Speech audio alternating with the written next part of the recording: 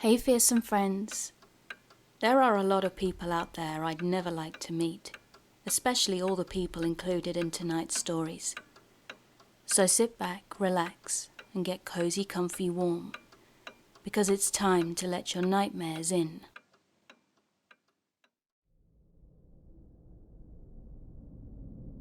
So this happened to me when I was 11 or 12 years old, which was over a decade ago, and I still remember it vividly today.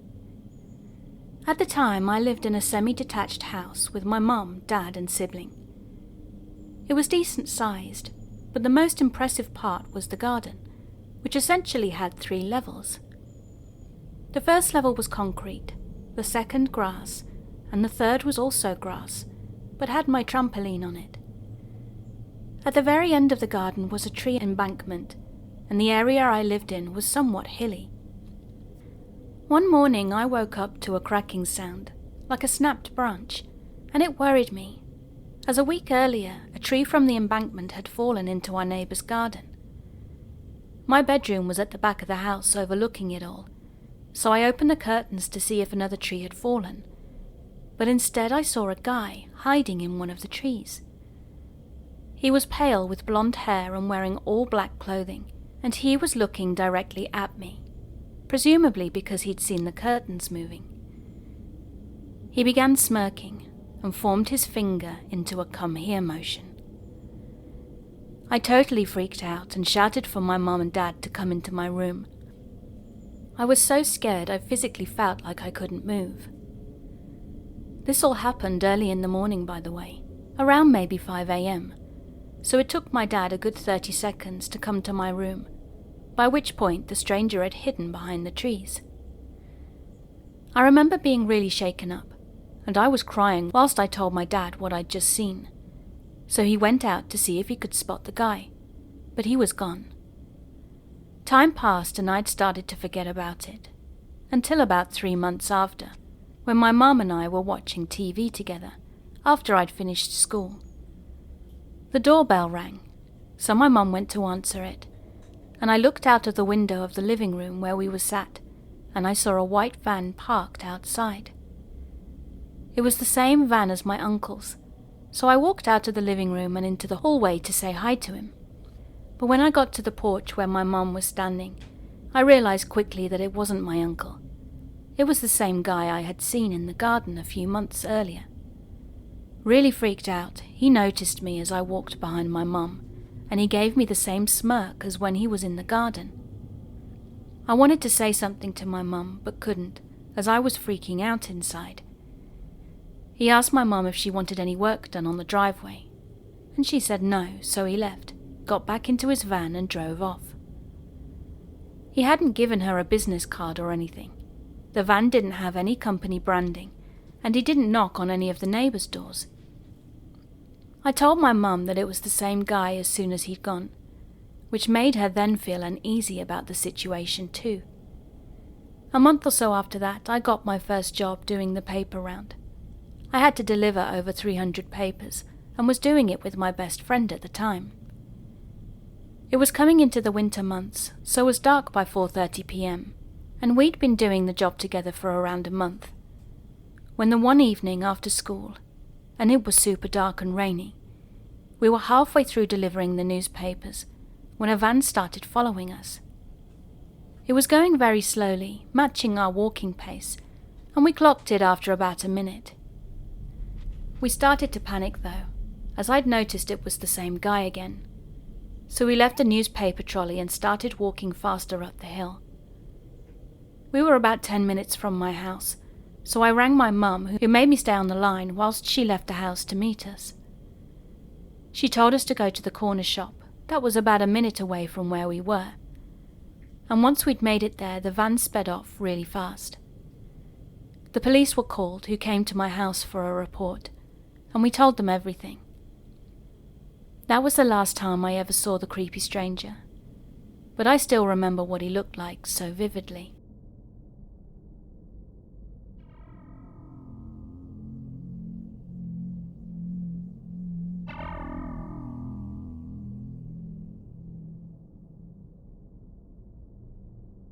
This was a few years ago, so I will write it as if I was 23 years old. I'm a female, and I was leaving my apartment on a Thursday night at 11 p.m. to pick up my boyfriend from work downtown in a large city.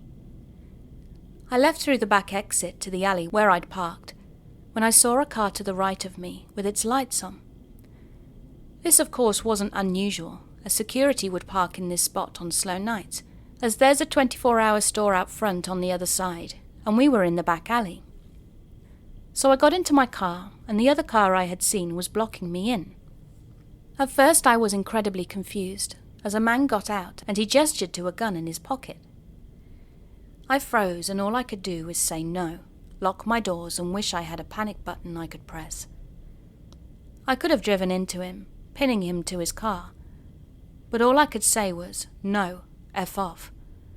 Then somehow, after what felt like an hour, he thankfully left. But mind you, the complex is built in a U-shape around our parking lot, so if I had made a commotion, people would have come.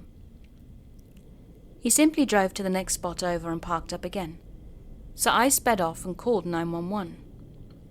I think I just got held up at gunpoint, I told them. I was still in shock and never actually saw a gun, and they took my claim with a pinch of salt and said they would have an extra patrol car in my area. All I knew was it was a green four-door and the driver was a Caucasian male with a beard. Then I picked up my boyfriend and we went home. Now a week later is where it took a turn. I usually would pick up some green every Thursday for my anxiety. I hadn't gotten any the previous week, but when I called this week, they informed me that I couldn't have friends calling and ordering in my name. This was when a medical card was required. They told me that a man had given my full name, date of birth, and my home address to the only place I ordered from at my usual time. They explained that a Middle Eastern man with no beard accepted the delivery, so I asked when this was, and they said around 11 p.m. the previous Thursday, in front of my apartment. I asked them who the driver had been, as I knew them well. Then I explained my situation and asked for the number that had called. I was able to talk to the driver then, who explained to me that a different vehicle and a man had picked up my $10 order at the front of my building. I reverse searched the number and found the man who had held up my car. I then found him on Facebook and found out he'd worked at Walmart 30 minutes away. His Facebook was riddled with photos of automatic rifles, so I called the police and explained all of this. But again, they did nothing.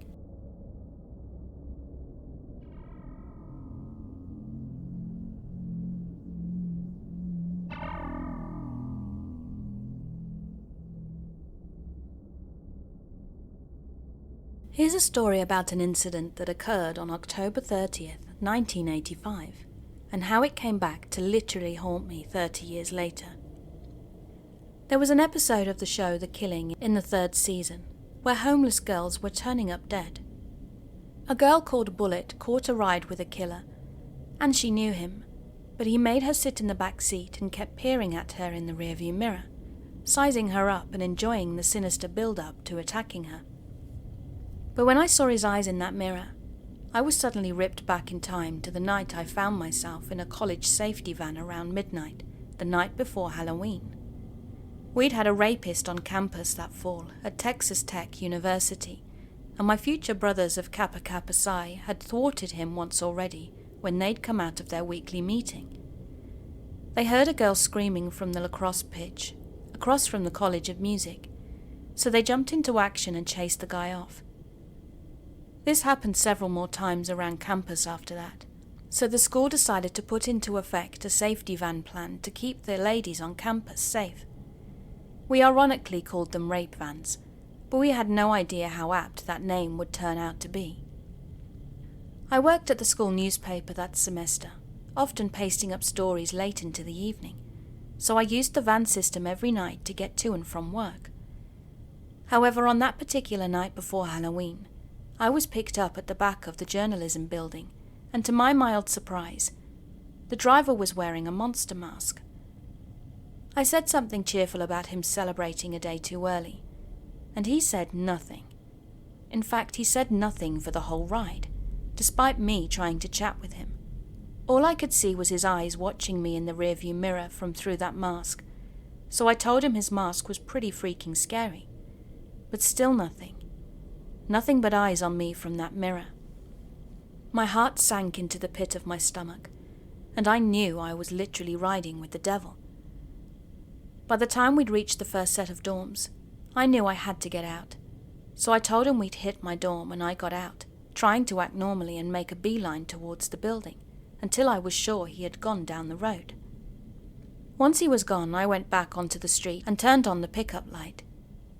I was soon collected by the next van, and luckily driven by a really good guy, who I immediately told about how creepy the driver ahead of him was acting, and how he'd been masked as well. He was disturbed by that, and said he would pass that on to his supervisor, and I warned all my dorm mates about him when I got home. Well, about a week later, a friend came running in with a copy of the city paper that said one of the van drivers had been arrested for the rapes on campus. Everyone immediately recalled my experience and exclaimed, "Girl, you could have been in serious trouble." And they were absolutely excruciatingly right. I had escaped a rapist who had deliberately gotten a job that was created to thwart him. I was young and inexperienced, so I absorbed the incident much like Scarlett O'Hara. I would think about it another day, and was just glad that I'd had the good sense to know something was seriously wrong, and got myself out of it as fast as I could. I just kept going until the incident was far away in my own rearview mirror, and that was the last I really thought about it, until I saw that episode of the killing. Seeing the eyes in the rearview mirror hit me square in the gut. I was suddenly a girl in a very bad situation again, and it was ridiculously vivid. I froze, I lost my breath, and all I could see were those eyes staring out at me from that horrid mask. He really chose the right one too, as he truly was a demon. The air of intimidation curled around me anew, and I could even hear the roar of the van. Even now recalling it sends me back into that fight or flight mode that got me out of the van in the first place, and 30 years later, I found a scar I never realized was there. What saved me, besides listening to that little voice that told me something was wrong, is that I think it was the little wooden truncheon with a steel rod down the middle that I carried with me every night for obvious reasons. I still have it as a cherished gift from a friend, but I think he spotted that I had a mode of defense, knowing I'd fight back, and he would have been right. Luckily for both of us, though, he just let me go. Until that episode, I didn't even realize I'd been damaged by that brush with true evil. I rushed to my husband in tears, and I told him the entire story, and I still can't get it out of my mind. But I'm so thankful for my sixth sense that told me I was in danger, and even more thankful that I listened to it. So campus rape van driver, I hope you're still rotting in prison so we never, ever meet again.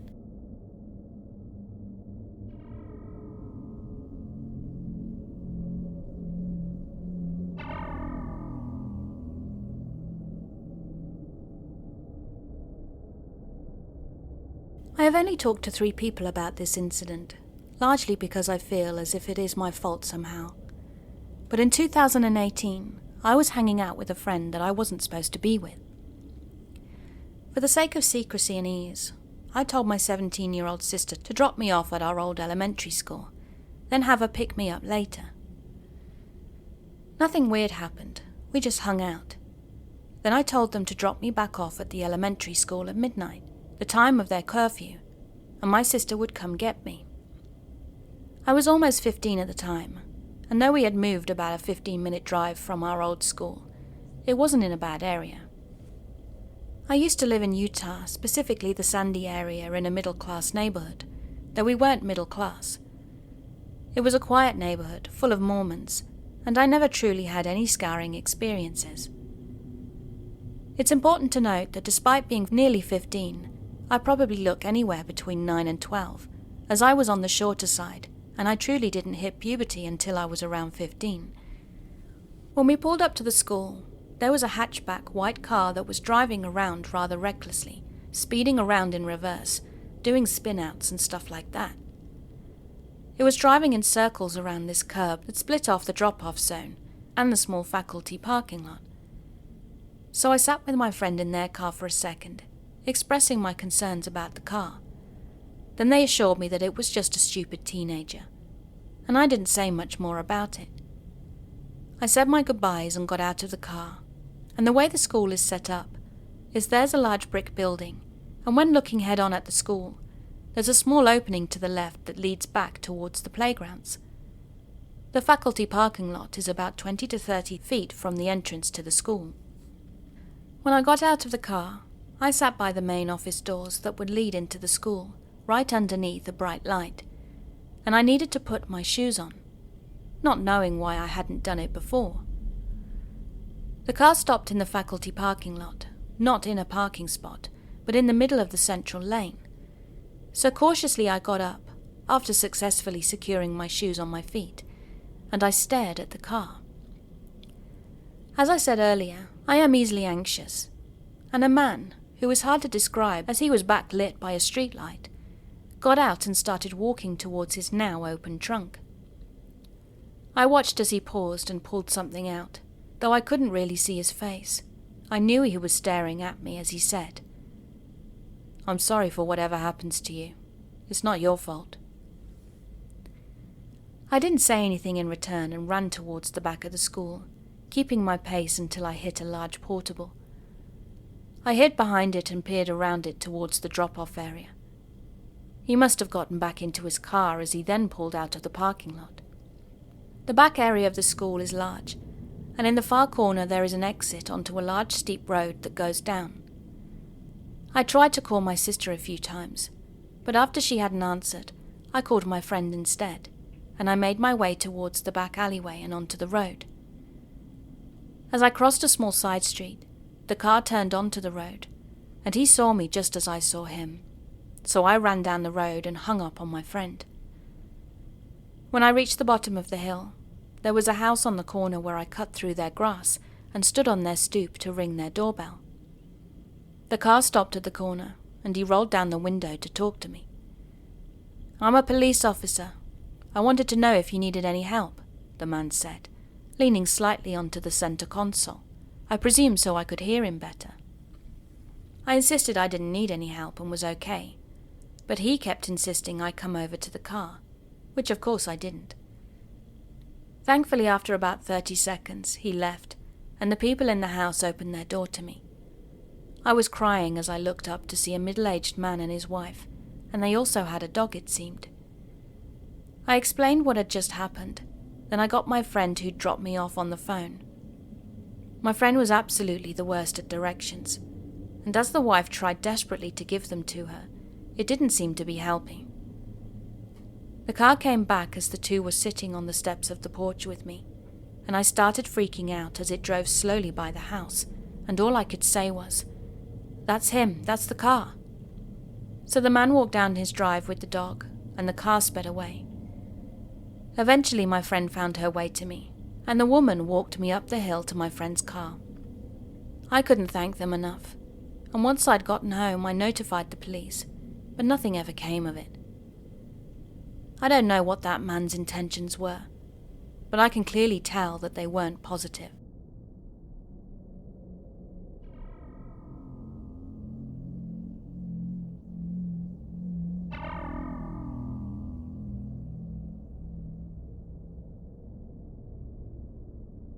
At 4 a.m. today, I was sitting in my car warming it up before driving to work.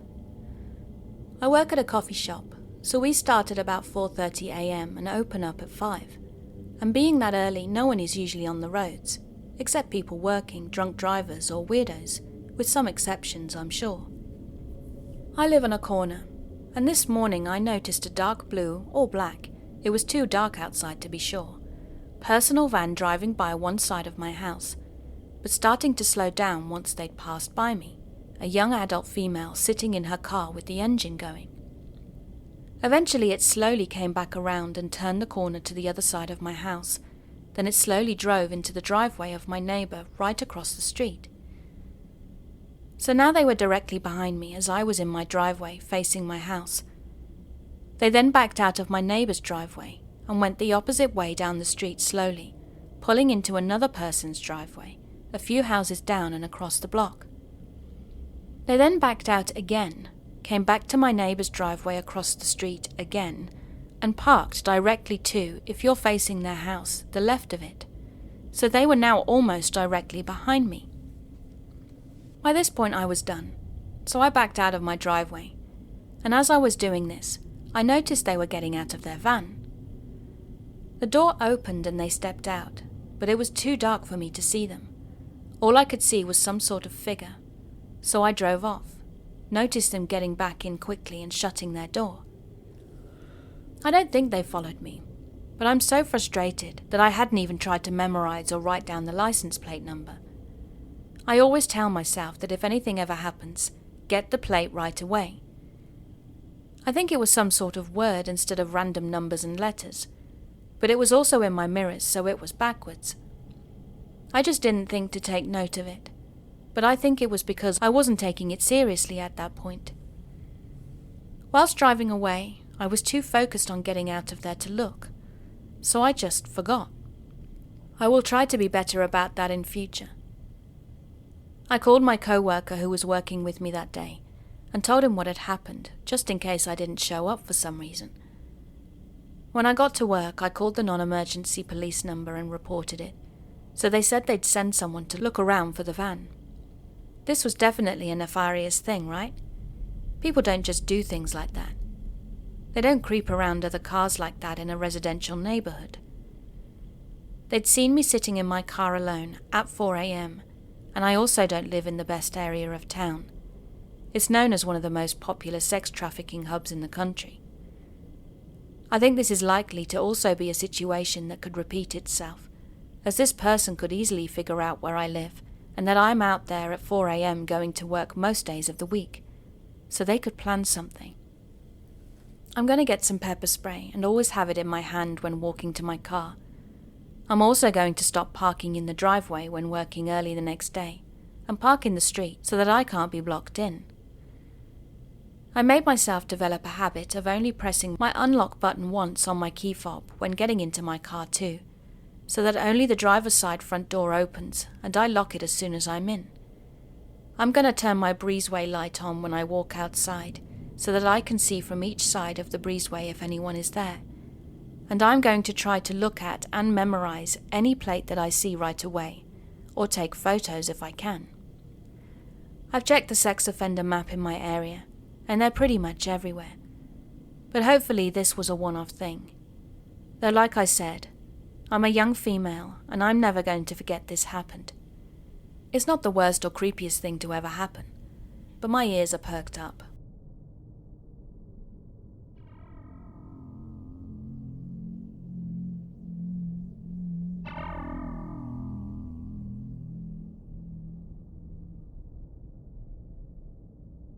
Now, I'm a young woman, and I run a business from home selling things online. If my extra products don't sell, I have yard sales, like mega yard sales, to try and salvage some cash and make room in my inventory. I have extended family come from an hour away to also sell some things with me, as it's just easier with the help, and I live in a good suburb, full of old people. I like that I live within eyesight of an elementary school and a church too, as it gives out good energy. Now, I had a big garage full of stuff that I began carrying to my yard, and it was super early, around 1 a.m.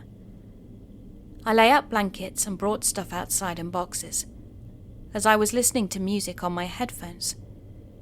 I'd gotten half of the stuff out, so the back half of my yard was slowly pushing forward with boxes, and there was very few cars out, as it was pretty late, or early depending on how you look at it. But I started to notice this white car multiple times. It happened about 3 times where I saw them go up the road and do a U-turn, going around the church parking lot or going into the elementary school parking lot, and turning around there, then drove past my home on their way out. I pulled out the back bed on our truck, sat on it, and watched them do it one more time before I went inside. I called my family, and they agreed to be with me by 5 a.m. instead of the later time we'd originally agreed on, and I went inside to wait for them. The white car would always slow down slightly in front of my house, and they did this for hours, each time showing up about 5 to 10 minutes apart. I took videos while I was inside too, of the car turning around and slowing down in front of my house at 3 to 5 a.m. in the morning, over and over and over again. I really wonder how long they were there before I'd finally noticed them. I don't know, but I think they were waiting for me to get close to the front of my lawn to try and grab me. But the kicker is that the car stopped showing up only when they'd seen my family with me outside. I sometimes see the same car driving around a college campus dorms, close by and late at night.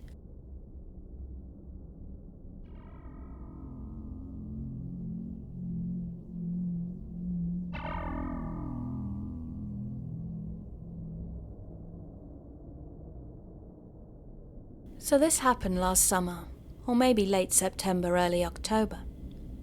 I kinda live in the countryside with fields surrounding me for the most part, but the city is 3 to 4 miles away, which isn't too bad, but thankfully there's a gas station and party store half a mile away. There aren't any sidewalks at all where I live, so when I do walk to the gas station, I'm always really close to the cars that pass me by. Anyway, one day when I was with my friends, we were pretty bored, so we decided to go for a walk to the gas station. On our way walking there, out of the blue it started to drizzle, and within a few minutes it started to pour down. Halfway there I remember this loud truck coming up next to us, stopping, and a guy rolled down the window. He was an older dude, maybe in his late 50s. Now I was with 2 other girls, one who was 17 and the other my age, and the guy asked if we wanted to get in his truck so he could take us where we wanted to go, but we politely declined and kept walking. The guy pulled up next to us and asked again, saying that it was raining a lot and to come on multiple times. When we said no again, the guy became really pissed, rolled up his window and sped away, but then did a little U-turn and went in the direction he'd come, whilst yelling something out at us. We ended up quickly walking back to our friend's house and just stayed inside, grabbing something to eat there instead. It was definitely a weird experience, and I really think that guy was trying to pick us up and take us somewhere we didn't want to go.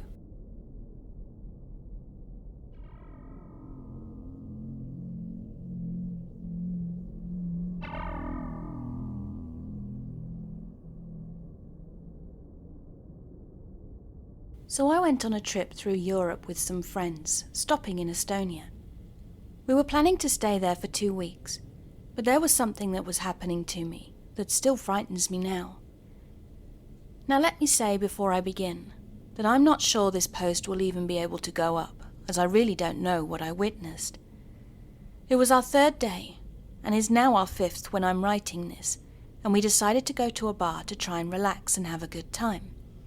After all, the reason we came on this trip was because life was getting overwhelming, so we wanted a break.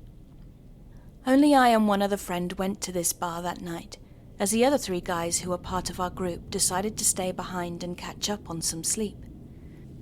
It was about 11 p.m. when my friend decided to leave, and since we were only staying 3 blocks away, I let him go by himself whilst I was trying to get some girl's attention, or something equally as stupid. It was about 1:30 a.m. when I left, just before the bar closed at 2. And I'm being completely honest when I say that I'm sober and haven't had 1 drink in my entire life. It's part of my family's upbringing. I've been vegan and drug-free since birth, so leaving the bar after having mocktails and seltzer water, I wasn't buzzed or drunk at all. The time being 1:30 and myself being a little scared about walking in a foreign country alone, I was pretty paranoid, even though I'm 6'2" and 172 pounds, as I focus mostly on cardio when I go to the gym. I was not the biggest person in the world, and I didn't have any form of protection, so walking back to my Airbnb, I was looking around and listening for any unusual sounds or noises that might have been out of place. I was less than 1.5 blocks away from the B&B when I heard a scream. Then, in complete silence, I was freaked out and I slowly looked around. That's when I saw multiple men beating on this one man. I didn't quite get a good look at the men, but they weren't thugs. They were dressed in full suits and were really laying into this guy. I was frozen in fear as this wasn't taking place across the street. It was in the alley on my side of the sidewalk, with me just stood, staring at them. One of them looked up and started yelling like a madman in a language I didn't understand, but I was still frozen. I tried to move, but I just couldn't. They soon all stopped the beating of the man, and it felt like 5 minutes where we were just staring at each other, with the occasional scream of their language at me. Thinking back on it, it was probably about 45 seconds before all 5 men in suits started in a full sprint towards me. So instantly, I turned around and sprinted to the other side of the street. As I said, I may not be the biggest, but I am fast, really fast.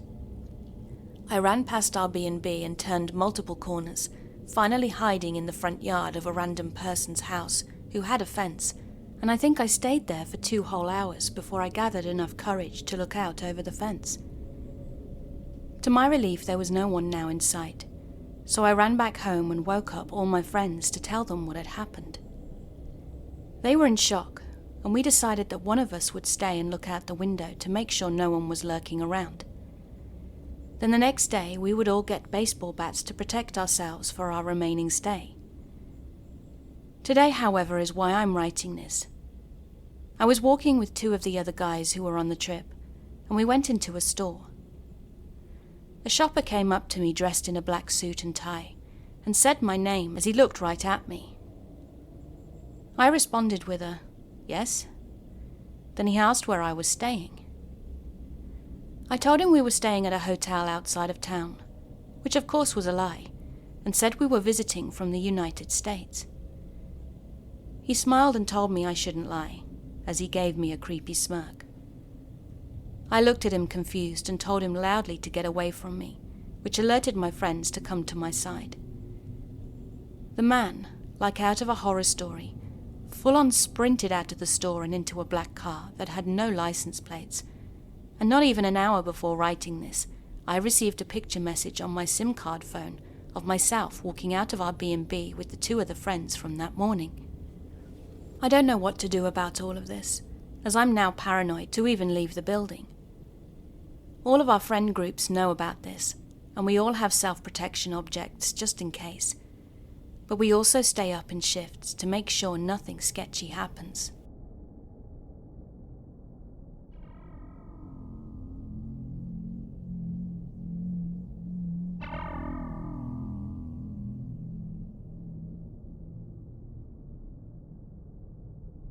This all happened about 5 years ago, when I, a male, first moved to the capital city of my country, which is also the biggest city. I was living in a flat with 2 of my friends, both female, Tina and Lara, and they shared a room whilst I had my own small room. My bed was directly under the only window, and the apartment was on the ground floor, so if you walked past, you were on eye level with the windows. This, however, was never a problem, as there were no paths leading past the building on that side. It was just around 20 meters of grass and some trees, and then the road. It's also worth mentioning here that I am a sword enthusiast and own several. This will become relevant later. And for those who want to know, all swords are battle-ready quality, as I like using them in cutting practice, so therefore wall hangers are not an option. Now the story. My roommates and I were hanging out in their room one afternoon, and as we were talking, Lara mentioned that she thought she'd heard some knocking on the window the night before. Also that she thought she'd seen someone standing at it. Tina and I didn't really take it too seriously, as Lara often had wild dreams and could be a bit of a scaredy cat sometimes. Also, we all enjoyed playing pranks on one another, so in the evening of the same day, as we were returning from the shops, Tina and I decided to knock on Lara's window as a prank. Of course we scared her a lot, so we apologized. She laughed, said we got her good, and we all went to bed. At around 3 a.m, I woke up and heard knocking. I was convinced that Lara was trying to exact her revenge, so I looked through the window to catch her out, and to my surprise, I saw a man standing there. At first I completely froze and just stared at him. He looked like he was in his 40s or 50s and had blonde or grey hair. I couldn't quite make him out as it was dark, but the staring contest must have lasted about 3 seconds, feeling like it was an hour. Then all of a sudden he broke eye contact and reached down and pulled up his pants. I hadn't realized it before, but he'd had them pulled down. I also thought I'd seen a knife in his hand, which unfroze me and caused me to realize that I had to defend myself. In retrospect, though, I find this silly, as there was still a window between us, and he presumably only had a knife. Now, I'm quite a large person at 190 centimeters tall and 100 kilograms in weight, so I had every confidence that I could take this guy. But since I thought I'd seen a knife, I grabbed one of my swords and went to open the window, which took me all of a couple of seconds. The creepy man was gone, but full of adrenaline, I opened the window and jumped out. I looked left and right, trying to see where he'd gone, and after about a minute there was no sign of him. My adrenaline had worn off too, so I stood there as still as a stone for a couple of seconds with my sword still in hand. All of a sudden I heard a scream, and it sounded like it had come from the road that was approximately 20 meters from the building. It took me a couple of seconds to realize what had happened, but I finally realized that a woman, probably in her 20s, had seen me standing there from the road. If the sword in my hand wasn't scary enough, I must also add that I sleep naked and hadn't had time to put any clothes on before jumping out. I tried to shout to her to say sorry and that I can explain, but she understandably ran away. I crawled back in through my window and put some clothes on, went to wake up my roommates, but they were already awake. Apparently they'd also heard knocking on their window, but decided to just ignore it as they thought it was me. But they'd heard the scream and were fully awake by then, looking through their windows to check. But they just saw me trying to climb back through. We stayed awake as we were all too much in shock to sleep, and were talking about calling the police, when we saw them drive up the road. They got out of the car and started walking up and down the grass in front of my window. As they approached, I opened it, and they said they'd gotten a report about a naked man climbing through this window. Luckily, no mention of the sword. I told them it was me and explained what had happened, but they only half believed me, and I'm pretty sure it would not have ended well for me if my roommates hadn't backed me up. We later filed our own report and never saw the man again, nor heard anything back from the police. So to conclude, creepy man, let's not meet again. And to the woman I accidentally scared, I'm really sorry, and let us also not meet again like this.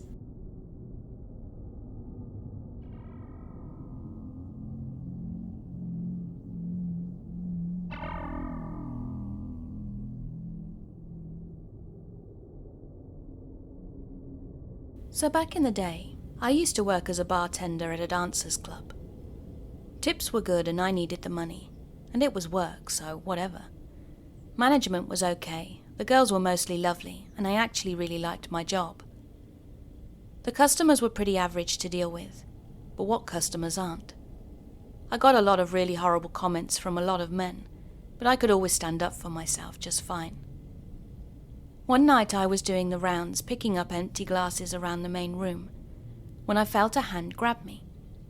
Not aggressively, just a gentle hand around my wrist as I was reaching for a glass, and this was the weirdest thing. You see, normally I'd snatch my hand back, but I made eye contact with this man and froze. He didn't look horrifying or anything. At first glance he just looked like an ordinary guy. He was pale, 40-ish, blonde hair and really, really bright blue eyes. I've been checked out at work more times than I can count, but this man, there was something very different about the way he stared at me. Honestly, the closest I've ever been to describing it is that hazed over look a cat gets in its eyes when you dangle string in front of it. I didn't know what it was at the time, and I still don't, but the man made all my hair stand on end. It was like my body was afraid and telling me to run, even though there was no obvious reason to. I was like a deer in headlights. He wanted me to sit with him, and even though I wasn't allowed to, I sat down. His hand then moved up my arm and began to stroke my face. So lightly he was barely touching it as he said slowly, "You have beautiful skin." The way he spoke was just flat out odd, and I was still frozen. He then moved his hand down to my mouth, gently pulling back my top lip to expose my top teeth. "You have beautiful teeth," he said. It was like he was examining me. At this point, my entire body was screaming at me to get away, just as he started to talk about a hotel room he'd rented, when luckily one of the older veteran dancers came over and interrupted the interaction to flirt with him. I snapped out of it immediately, and she handled the whole thing smoothly, giving me a reassuring wink as I carried the glasses off. 10 minutes later, I bumped into her backstage after she'd taken the man into the private rooms. I asked her jokingly how it was, and she just shook her head as she rifled through her bag for makeup. "What happened? Are you okay?" I asked her, becoming concerned. She looked up, giving me a serious look, and shaking her head again but slower, which meant, "I don't want to talk about it." So I left her alone and continued my shift. Next week I went in for my regular Friday slot, and I didn't see the dancer again. Apparently she'd quit that night. Now I know that technically nothing bad had happened. The man wasn't aggressive, and I wasn't assaulted, and I don't think he'd done anything too out of line in the private rooms either, as he would have been kicked out, and I would have heard about it. I'd had plenty of drunk men at the bar try their luck, so I've seen almost every trick in the book. But still, I've never encountered anyone else like him. I will never forget the deep gut terror I experienced just being near that man, even before he'd said anything, even though I didn't have any explicit reason. I just know that something about him was very, very wrong.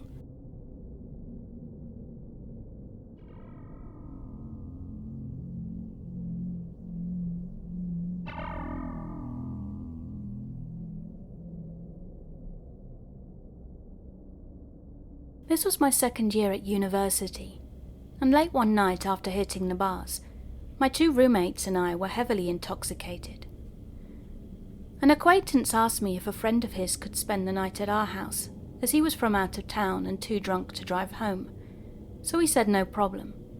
As for us, we considered ourselves stand-up guys, and had plenty of room and a comfy couch for him to sleep on. Our guest introduced himself, but asked that we call him Bullwinkle, as this was his preferred nickname. Again, no problem. Now I'm not sure if it's relevant, but before I passed out that evening, my girlfriend stopped by and we had sex. She left shortly after, and the only reason I mention it is because from where Bullwinkle was sleeping, it had to be obvious that that was what was happening. He must have heard us or at least been aware, and eventually I passed out in bed alone. Very early the next morning, I was half woken up to the sensation of something tugging at my underwear. Basically, they were being pulled down in such a way that my junk was completely exposed.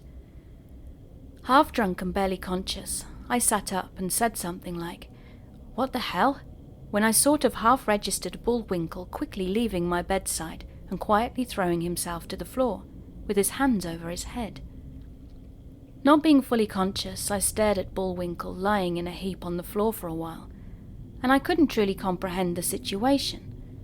So I lay back down for a second, and I'm not sure if I went back to sleep, but I was wide awake after I heard the front door slam.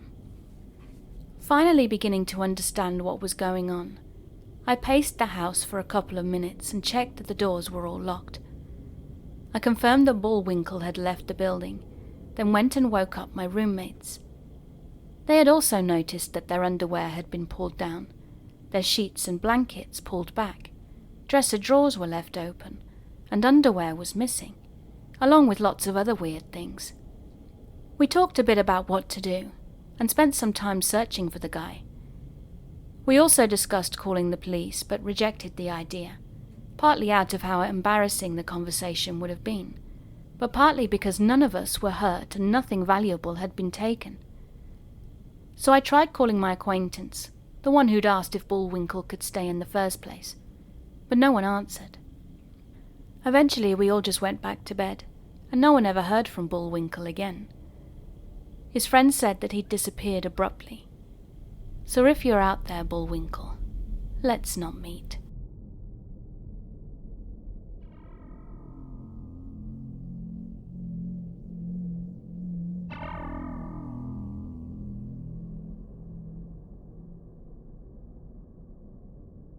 I'm Maddie. I'm 16 years old and I live in Morocco. I've just experienced something creepy and I'm excited to be able to share it with you. I live in an apartment with my family and at the moment working hard and focusing on my final exams. But today I'm sick and didn't go into school, so I used the free time to study more for my upcoming exams. By about 8 p.m, my father called me and asked if I wanted to go for a drive with him to hang out. My parents are divorced and I live with my mother, so I don't get to see him as much as I used to. So we went out in the car, and after about 30 minutes we were enjoying our time together.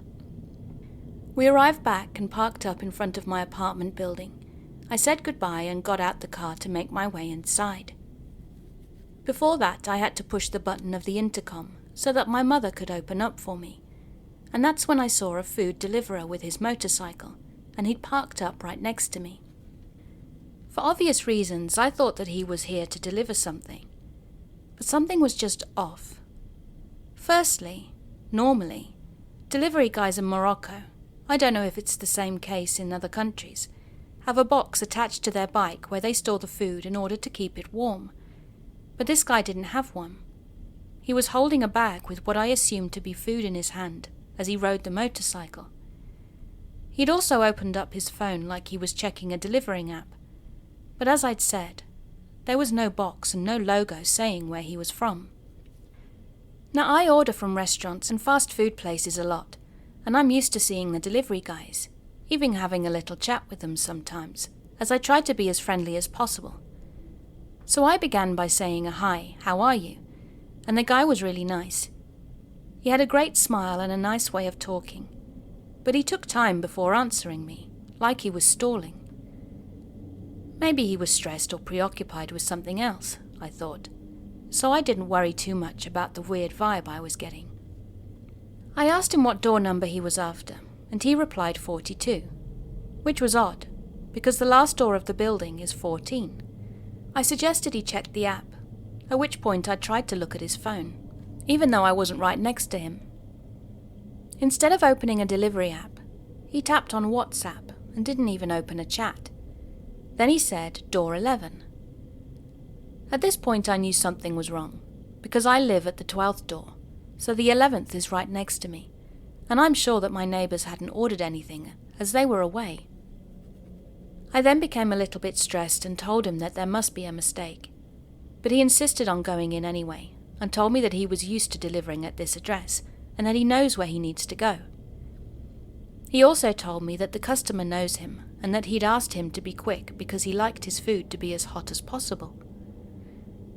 I clearly said to him that I couldn't let him enter the building, and that I was going to check if the guys at 11 were back from their trip. If they were, I was going to let them know that he was here. I also told him that building security is usually at the cafe next door, and that he could go talk to them if he liked. I lied and told him that my dad was waiting for me and that I just needed to go to the bathroom quickly. He was angry at first, but immediately changed his attitude and became friendly again. So I asked him to step aside and asked my mother again to unlock the door for me. I was still a bit nervous as I walked towards the elevator, as I realized I hadn't heard the door close behind me. I felt so stupid. I could have and should have closed it myself, but hadn't. So now I was sure he'd entered the building with me. I immediately ran towards the staircase, when just then he tried to throw the bag that he'd been holding at me. No idea why, but thankfully he missed. I now had to think quickly. I have Crohn's disease, which in short causes inflammation of the intestines, resulting in pain.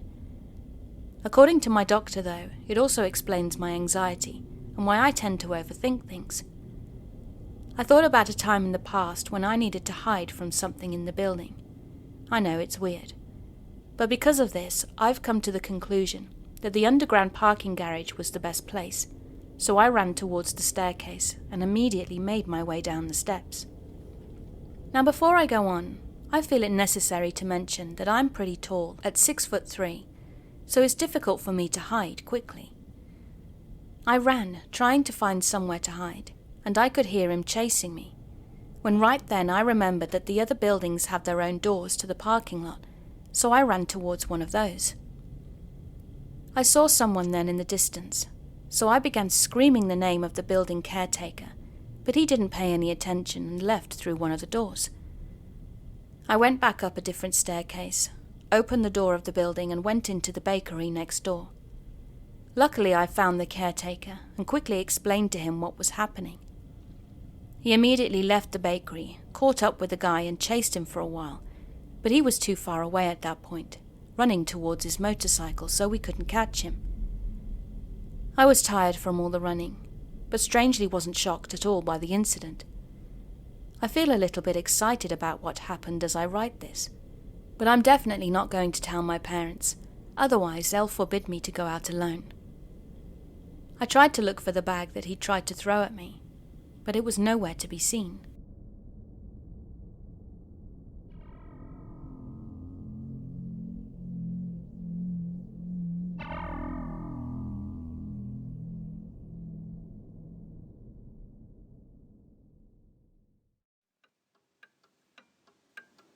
Hey, thanks for listening. I hope you enjoyed my video. And if you did, could you please give me virtual hugs by subscribing and clicking that notifications button. I also have a Patreon page and YouTube channel membership if you'd like to support me further. Thank you again for being here. Keep being creepy.